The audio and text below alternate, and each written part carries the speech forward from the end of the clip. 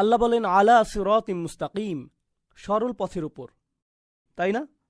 এখানে দেখুন সিরাতিম মুস্তাকিম কথাটি কিন্তু আপনি আগেও অনেকবার শুনেছেন, কিন্তু এটি এখানে কি করছে? প্রথমত আপনাদের বোঝাতে যাচ্ছি যে সরল পথের ওপরে আলা সিরাত মুস্তাকিম, আমি ওপরে শব্দটি এখানে পছন্দ করি না, বরং প্রতিশ্রুতিবদ্ধ পছন্দ করি। এখানে আলা শব্দটি লুজুম, যার মানে হলো আপনি সরল পথে প্রতিশ্রুতিবদ্ধ। কিন্তু প্রথম যেই প্রশ্নটির উত্তর দিতে চাচ্ছি, কে এই সরল পথে প্রতিশ্রুতিবদ্ধ? কে এই সরল পথে প্রতিশ্রুতিবদ্ধ? আমি কোরআনের শপথ করছি, পরিপূর্ণ প্রজ্ঞাময়, কত সুন্দর গাঁথুনি এতে, কত শক্ত এর বিধান। কোনো সন্দেহ নেই আপনি তাদের অন্তর্ভুক্ত যারা আসলেই প্রেরিত হয়েছে সরল পথের উপর। তাহলে সরল পথে কে? নবীজি নিজে। কিন্তু শুধু নবীই নন, শুধুমাত্র নবীজি সাল্লাল্লাহু আলাইহি সাল্লামই নন, যাদেরকে পাঠানো হয়েছে তারাও সরল পথে ছিলেন, আর আপনিও। উভয়ের ক্ষেত্রেই প্রযোজ্য এটা। এখন আলা সিরাতে মুস্তাকিম উভয়ের জন্যই প্রযোজ্য। এটা গুরুত্বপূর্ণ কেন?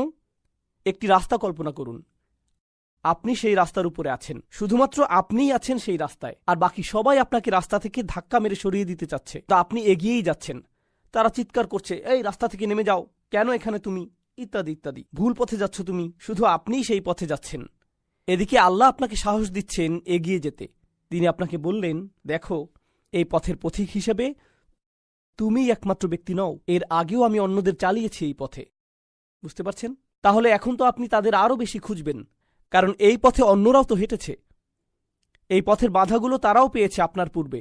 তাদের আপনি উদাহরণ হিসেবে নেবেন, আর আপনাকে আরও ভালোভাবে রাস্তা চেনাতে সাহায্য করবে, এই যাত্রা সহজ করে তুলবে তারা।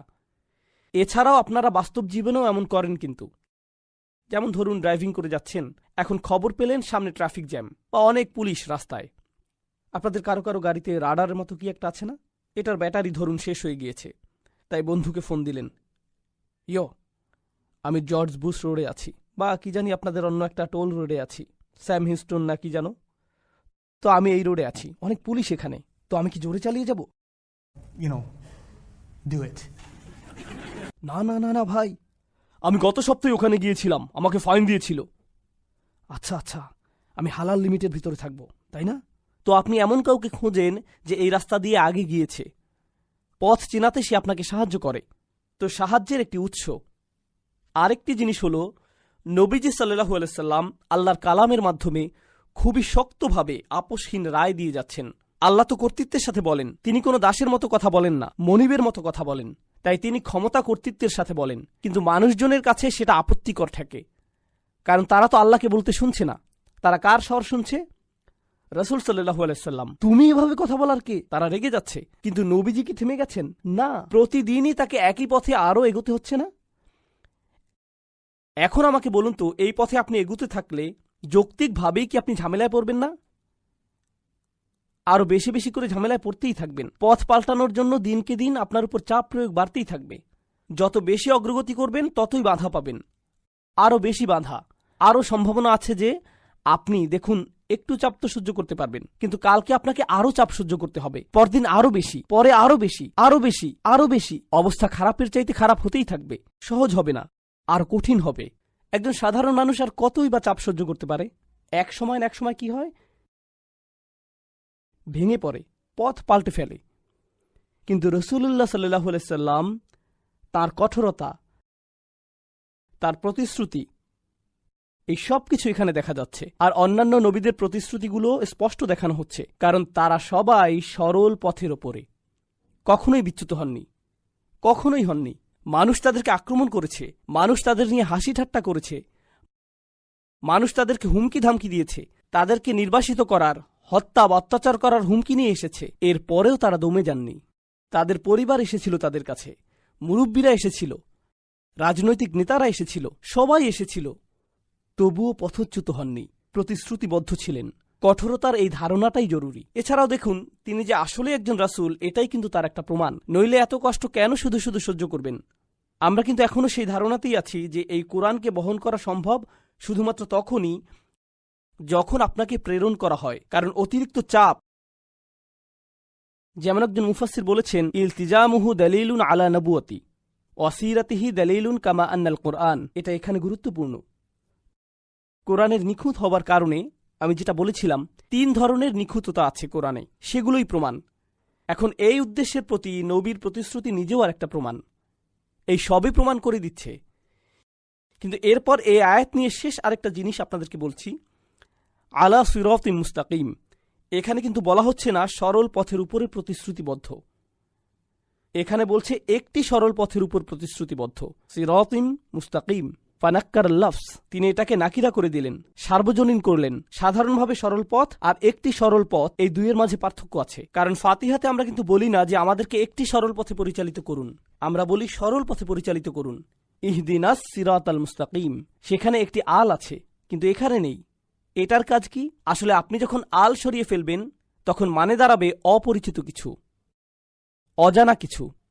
আর যদিও আল্লাহ নবী সাল্লাল্লাহু আলাইহি সাল্লামের সাথে কথা বলছেন, কারা শুনছে?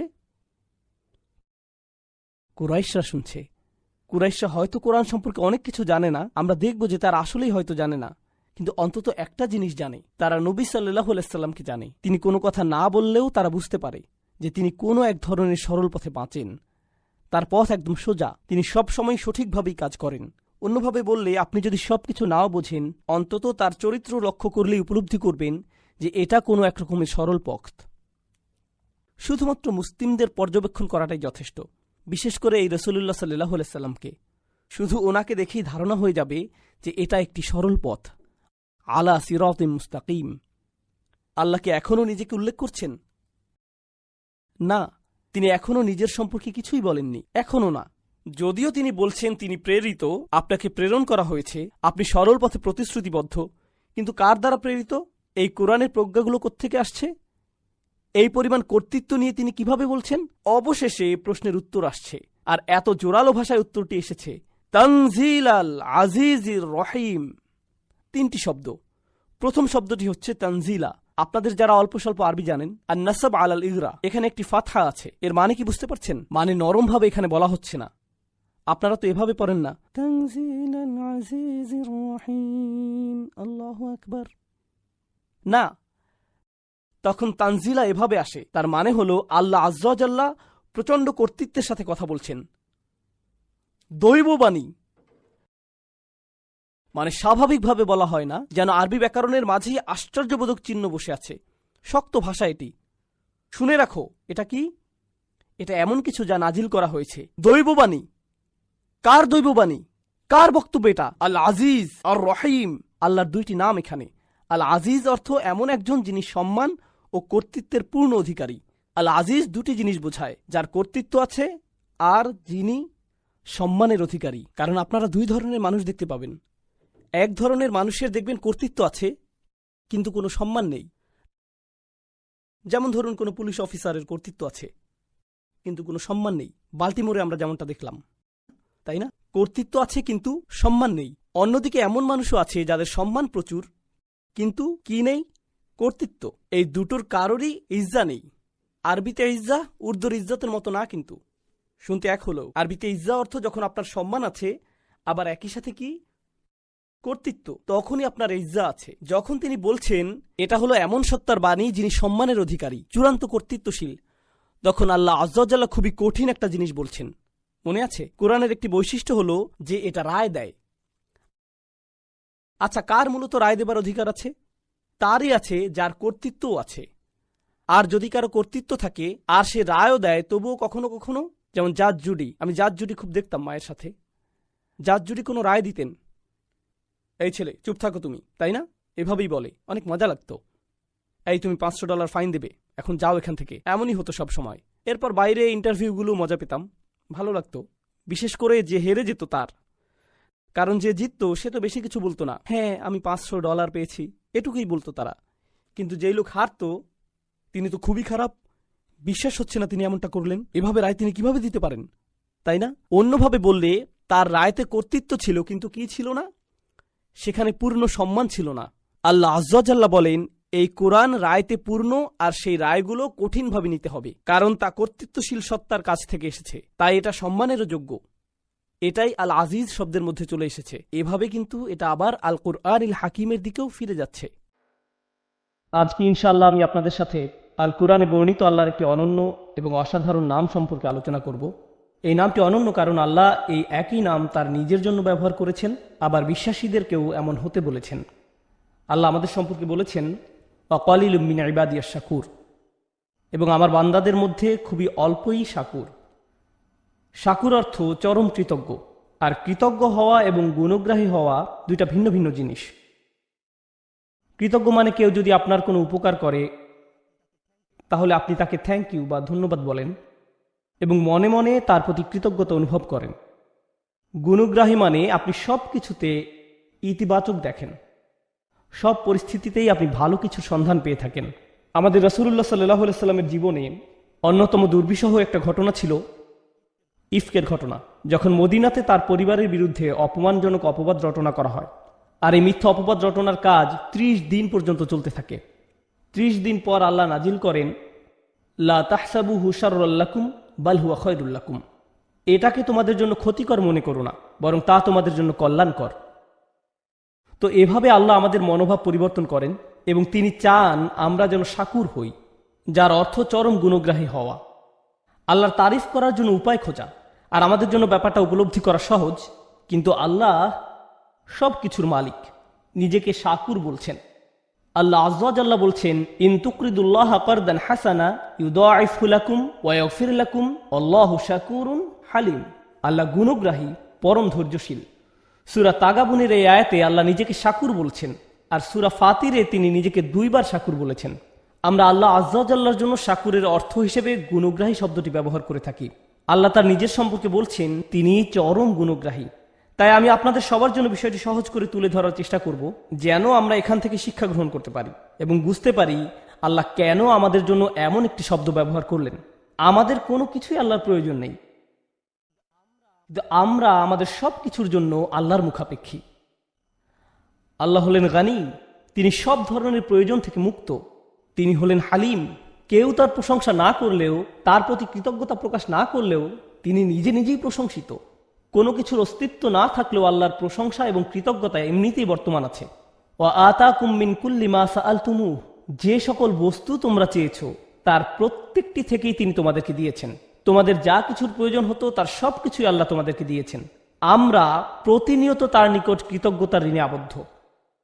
আমাদের সম্ভাব্য প্রতিটি প্রয়োজন তিনি পূর্ণ করেছেন এবং এত অসংখ্য নিয়ামত দান করেছেন যে আমরা কোনোদিনও তার ঋণ পরিশোধ করতে সক্ষম হব না। যেমন এই কক্ষে উপবিষ্ট সবার দিকে তাকিয়ে দেখুন, আমাদের প্রায় সবাইকে দৃষ্টিশক্তি প্রদান করা হয়েছে।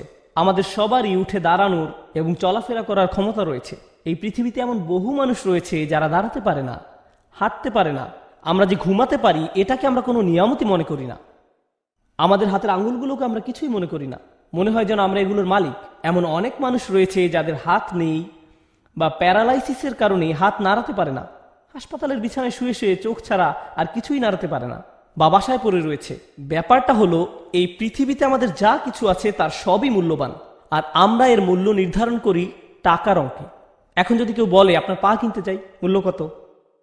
আপনার উভয় চোখ কত টাকা মূল্যে বিক্রি করবেন? আপনার ফুসফুস কিনতে চাই, আপনার পা কিনতে চাই, শুধু একটা কিনতে চাই, আমার উভয়টার দরকার নেই। আল্লাহর দেয়া এই মহামূল্যবান উপহারগুলো আমরা প্রতিদিন ব্যবহার করে চলেছি। প্রতিনিয়ত কোনো কিছুর ব্যবহার করতে থাকলে আমাদের কাছে তার মূল্য কমে যায়। এটা আর এমন কি, জাস্ট একটা পায়ের পাতা।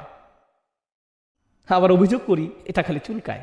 তো আমরা এই মহামূল্যবান উপহারগুলো, যেমন আমাদের শরীর, আমাদের শরীরে বিভিন্ন অঙ্গ প্রত্যঙ্গ, আমাদের পরিবার, বাতাস, ভূমি যার উপর আমরা দাঁড়িয়ে আছি। আচ্ছা, কোনো কারণে ভূমিকম্প হচ্ছে না? পৃথিবী সম্পর্কে একটা গুরুত্বপূর্ণ ব্যাপার আপনাদের বলছি। আল্লাহ পৃথিবীকে তৈরি করেছেন তার অনুগত করে, আর যারা আল্লাহর নিকট আত্মসমর্পিত তারা কখনো আল্লাহর অবাধ্যতা সহ্য করতে পারে না। মনোযোগ দিয়ে শুনুন, যা কিছুই আল্লাহর বশ্যতা স্বীকার করে নিয়েছে তার নিকট আল্লাহর অবাধ্যতা অসহনীয়। আর পৃথিবীর উপর বিচরণকারী মানব সম্প্রদায় আল্লাহর অবাধ্যতা করে যাচ্ছে প্রতিনিয়ত। আর যখন তারা আল্লাহর অবাধ্যতায় লিপ্ত হয় তখন পৃথিবী তাদেরকে চূর্ণ বিচূর্ণ করে দিতে চায়। পৃথিবী ওইসব মানুষদের ধ্বংস করতে চায় যারা আল্লাহর অবাধ্যতায় লিপ্ত। আল্লাহ বর্ণনা করেন, প্রতিবার যখন কেউ বলে আল্লাহ সন্তান গ্রহণ করেছেন, তাকাদুস সামাওয়াতু ইয়াতাফাত্তারনা মিনহু ওয়া তানশাক্কুল আরদ, এতে 7 আসমান ফেটে পড়ার উপক্রম হয় যখন কেউ বলে আল্লাহ সন্তান গ্রহণ করেছেন। তারা এমন জঘন্য কথা সহ্য করতে পারে না। এমনকি পৃথিবীও খণ্ড বিখণ্ড হয়ে যাওয়ার উপক্রম হয় যখন কেউ এমন পাপপূর্ণ কথা উচ্চারণ করে। আর এই জমিন মানব জাতির অসংখ্য পাপ সহ্য করে যাচ্ছে প্রতিদিন। সবকিছু চূর্ণ বিচূর্ণ করে দেওয়ার জন্য এটি আল্লাহর কাছে অনুমতি ভিক্ষা করতে থাকে, আর আল্লাহ একে থামিয়ে রাখেন। পরিশেষে কিয়ামতের দিন আল্লাহ পৃথিবীকে অনুমতি প্রদান করবেন, আদেশ নয়, পৃথিবীকে অনুমতি প্রদান করবেন। বিআন্না রব্বাকা আওহা লাহা, আল্লাহকে অনুমতি দিবেন যেন এতদিন যাবৎ সে তার ভেতরে যত যাতনা বহন করে চলেছিল তা উগরে ফেলতে পারে। এত সব পাপ নিয়ে আমরা যখন পৃথিবীর উপর দিয়ে চলতে থাকি, এটি যে কম্পন সৃষ্টি করে আমাদেরকে ধ্বংস করে না, তার জন্য আমরা কতটুকু কৃতজ্ঞ। আমাদের প্রতি আল্লাহ নিয়ামত গুণে শেষ করা যাবে না। আল্লাহ আমাদের যে অসংখ্য অগণিত উপহার দান করেছেন তা আমাদের ক্ষুদ্র মস্তিষ্কের ধারণা ক্ষমতার বাহিরে। এই জন্য পৃথিবীর সবচেয়ে কৃতজ্ঞ মানুষের কথা মনে করুন। এক্ষেত্রে আমার মনে পড়ে ইব্রাহিম আলাইসাল্লামের কথা। ইব্রাহিম আলাইসাল্লামের গোটা জিন্দিগি ছিল আল্লাহর প্রতি কৃতজ্ঞতার জিন্দিগি। জানেন আল্লাহ কিভাবে তার সমগ্র জীবনকে বর্ণনা করেছেন? তিনি বলেন, শাকির আল্লি আনউমিহি, তিনি শুধু অল্প কিছু অনুগ্রহের জন্য আল্লাহর কৃতজ্ঞতা দেখাতে পেরেছিলেন। আনউম ব্যবহার করা হয় অল্প কিছু অনুগ্রহের জন্য, আর নিয়াম শব্দটি ব্যবহার করা হয় অনেক বেশি নিয়ামতের জন্য। অর্থাৎ আল্লাহর অসাধারণ বান্দা ইব্রাহিম আলাইসাল্লামের মতো ব্যক্তিও যদি তার সমগ্র জীবন আল্লাহর প্রতি কৃতজ্ঞতা প্রকাশে ব্যয় করেন, তিনি শুধু সামান্য কয়টি নিয়ামতের শুকরিয়া আদায় করতে পারবেন আল্লাহ তাকে যত কিছু দিয়েছেন তার তুলনায়। এরপর তিনি বলেন, ওয়া ইন তাউদ্দু নি'মাতাল্লাহি লা তুহসুহা, যদি তোমরা আল্লাহর শুধু একটি অনুগ্রহ পুরোপুরি উপলব্ধির চেষ্টা করো, তোমরা সম্পূর্ণরূপে এটি গণনা করতে সমর্থ হবে না। আল্লাহর সকল অনুগ্রহ নয়, শুধু একটি নি'মাতাল্লাহ লা তুহসুহা, উদাহরণস্বরূপ চিন্তা করার সামর্থ্য, শুধু একটি অনুগ্রহ। আল্লাহর এই একটি অনুগ্রহ প্রতিদিন প্রতি মিনিটে কতভাবে আমার উপকার করে, আমি আল্লাহর শুধু একটি অনুগ্রহের উপকার গণনা করে শেষ করতে পারবো না। কিভাবে আমি আমার প্রতি তার প্রদত্ত সকল অনুগ্রহের শুকরিয়া আদায় করব? আমাদের প্রতি আল্লাহর জহেরা বা প্রকাশ্য অনুগ্রহ যেমন আছে, তেমনি আছে বাতিনাহ বা গোপন অনুগ্রহ। তিনি বলেন, ওয়াসবাগা আলাইকুম নি'মাহু যাহিরাতান ওয়া বাতিনা, এবং তোমাদের প্রতি প্রকাশ্য ও অপ্রকাশ্য নিয়ামত সমূহ পরিপূর্ণ করে দিয়েছেন। কতজন মানুষ উপলব্ধি করে যখন তারা রাস্তায় গাড়ি নিয়ে বের হয়, ইউরসিলা আলাইকুম হাফাজা, তখন আল্লাহ গাড়ির সামনে এবং পেছনে প্রতিরক্ষক ফেরেশতা পাঠিয়ে এর নিরাপত্তার ব্যবস্থা করেন যেন আপনি নিরাপদে বাসায় পৌঁছতে পারেন। আপনার গাড়ি যে রাস্তা থেকে ছিটকে পড়েনি, সেটা ব্রেক ভালো কাজ করার কারণে নয়, আপনার গাড়ি রাস্তায় টিকে আছে কারণ আল্লাহর গার্ডিয়ান ফেরেশতা পাঠিয়ে এর সুরক্ষার ব্যবস্থা করেছেন। কতজন মানুষ এটা উপলব্ধি করে? তাই আমাদের প্রতি আল্লাহর অনুগ্রহ এত অসংখ্য অগণিত পরিমাণ যে আমরা যদি প্রতি নিঃশ্বাসে শুকরিয়া আদায় করি, তবু সামান্য কিছু নিয়ামতের জন্য কৃতজ্ঞতা আদায় করতেও সমর্থ হব না। এজন্যই আল্লাহ মানবজাতি সম্পর্কে বলেছেন, মা কাদারুল্লাহ হাক্কা কদরিহি, তারা আল্লাহকে যথাযথ মর্যাদা দিতে পারেনি। তারা পারেনি। যেভাবে আল্লাহর গুণ গাওয়া উচিত ছিল, মানুষ সেভাবে তার গুণগান করতে পারেনি। এটা এক ব্যাপার। এখন এখানে একটু থেমে চলুন, মানবজাতি সম্পর্কে একটু কথা বলি। যখন আপনার ছোট ভাইকে সাহায্য করার জন্য প্রাণপণ চেষ্টা করেন, সে একদিন ফোন করে বলল, ভাই আমার একটু সাহায্য দরকার, আপনি কি অফিস থেকে একটু আসতে পারবেন? আমি তো একটা মিটিংয়ে আছি, কিন্তু আমার আপনার সাহায্যের খুবই দরকার, এখন কি আসতে পারবেন? তারপর আপনি মিটিং ক্যান্সেল করে ট্রাফিক জ্যাম অতিক্রম করে ছুটে গেলেন এবং তার কাজে তাকে সাহায্য করলেন। আর এটা বড় কোনো ব্যাপার ছিল না, তাই ছোট একটা কাজের জন্য গুরুত্বপূর্ণ মিটিং বাদ দিয়ে আসায় আপনি কিছুটা বিরক্ত। সিরিয়াসলি, তুমি এই সামান্য কাজের জন্য আমাকে এভাবে ডেকেছো? কিন্তু এরকম একবার নয়, সে বারবার আপনার সাহায্যের জন্য আপনাকে আহ্বান করে। এরপর এক সময় আপনি আর তার কোনো ফোন কল রিসিভ করেন না। ও, আবার সে ফোন দিয়েছে, তখন টেক্সট মেসেজ পাঠান, আমি এখন ব্যস্ত, কল এলে কেটে দিব না, তাহলে সে বুঝে যাবে। এর চেয়ে বরং রিং হতে থাকুক। মানুষ এভাবে বারবার বারবার সাহায্য চাইলে আমরা বিরক্ত হয়ে পড়ি। তদুপরি উপকার করলেও তাদের মনে থাকে না, তারা এমনকি ধন্যবাদও দেয় না। তাদের কাছে এই উপকারের কোনো মূল্য থাকে না। তারা মুখ ঘুরিয়ে বলে, তুমি আমার জন্য কি করেছো? মানুষ এমনটা করে কিনা? আপনি তাদের জন্য সব করলেও তারা অকৃতজ্ঞের মতো অস্বীকার করে। তুমি আমার জন্য এমন আর কি করেছো? এমন কথা শোনার পর আপনি মনে মনে প্রতিজ্ঞা করেন, আমি জীবনে কোনোদিন আর তোমার কোনো উপকার করব না। তুমি বলছো আমি কোনোদিন তোমার জন্য কিছু করিনি? তোমার মতো ব্যক্তি এই কথা বলছে। এরপর আপনার তাকে স্মরণ করিয়ে দিতে হয় যে তার জন্য কি কি করেছেন। এতে হয়তো সে বলবে, ও তুমি এখন খোঁটা দিচ্ছ, লোকজনকে দেখাচ্ছ যে তুমি কেমন উপকারী লোক। একজন বিশ্বাসী হিসেবে এমনিতে আমাদের কাউকে উপকারের কথা মনে করিয়ে দেওয়া উচিত নয়। লা তুবতিলু সাদাকাতিকুম বিল মান্নি ওয়াল আযা, তোমরা অনুগ্রহের কথা প্রকাশ করে এবং কষ্ট দিয়ে নিজেদের দান খয়রাতকে বরবাদ করো না। এখন একবার ভেবে দেখুন, আল্লাহ আমাদের জন্য কত কিছু করেন প্রতিদিন, আর আমরা কত অল্প ধন্যবাদ দেই তাকে। আমরা কত সামান্য কৃতজ্ঞতা দেখাই। তারপর আমাদের যখন আবারও কিছু দরকার হয়, প্রয়োজনটা আমরা এমনকি মুখ ফুটে চাইও না। আমার ফুসফুসের প্রতি নিঃশ্বাসে বাতাসের দরকার হয়, এমনকি আমি যখন আল্লাহর অবাধ্যতা করছি তখনও বাতাসের দরকার হয়, ঠিক কি না? আমি আল্লাহকে ভুলে যাওয়া সত্ত্বেও তিনি আমাকে ভুলে যান না। তিনি আমার প্রয়োজন পূরণ করেন। আমার ফুসফুস তার কাছে চায়, আমার হার্ট আরেকটা পাম্পের জন্য তার কাছে চায়, আমার চোখ আর্দ্র থাকার জন্য তার কাছে চায় যেন সে দেখতে পারে। এমনকি যখন আমি চাওয়ার প্রয়োজন বোধ করি না তখনও তিনি আমাকে দিয়ে যাচ্ছেন। আল্লাহর এত সব অনুগ্রহের শুকরিয়া আদায় করা আমার পক্ষে কখনোই সম্ভব নয়। চলুন এখন আমরা শাকুর নামের অর্থ বোঝার চেষ্টা করি। আল্লাহর প্রতি কৃতজ্ঞতা প্রকাশে আপনি সামান্য যা কিছুই করেন, কারণ আমরা যাই করি না কেন তা সবসময় সামান্যই হবে। আল্লাহ বলছেন তিনি আপনার এই সামান্য চেষ্টাকে দারুণ কদর করেন। ইয়া রব, আপনি আমাদের জন্য সবকিছু করেন। যেমন আপনাদের একটা উদাহরণ দিচ্ছি, আপনার প্রতিটি পয়সা, প্রতিটি র্যান্ড, একজন আমেরিকানের প্রতিটি ডলার, একজন পাকিস্তানের প্রতিটি রুপি, ব্যাংকে আপনার যত টাকা আছে, আপনার পকেটে যত টাকা আছে, ডেবিট কার্ড, ক্রেডিট কার্ড, যাই থাকুক না কেন, এর সবকিছু এসেছে আল্লাহর কাছ থেকে। তিনি আপনাকে প্রতিটি পয়সা